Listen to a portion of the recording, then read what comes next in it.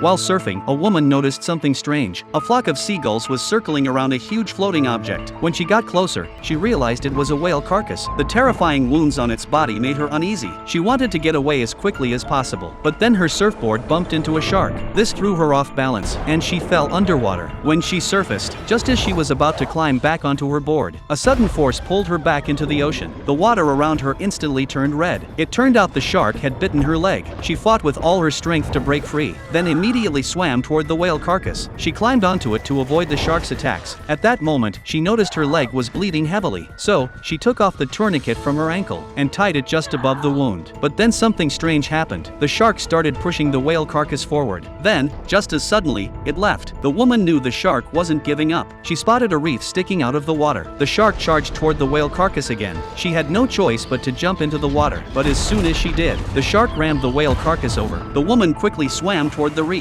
Although she managed to climb up in time, the shark stayed nearby, waiting for an opportunity. She stood up and looked around, hoping to find someone to call for help, but the distant beach was completely empty. Desperately, she lay down on the reef, waiting all night for a miracle that never came. The night was freezing cold. She rubbed her hands over her body to warm up, but accidentally touched the wound, and it started bleeding again. Then she quickly thought of a solution. She took off her clothes, tore off a sleeve with force, and wrapped it tightly around the wound. Just then, she spotted someone on the beach, but the person seemed to be asleep. She shouted loudly, hoping to get his attention. The man woke up, but the woman didn't know he was a drunk. She waved frantically for help, but he thought she was just waving hello, and smiled while waving back at her. She then gestured for him to check her backpack, where there was a phone to call for help. The man seemed to understand and started heading toward the backpack, but unexpectedly, he just grabbed the bag and walked away.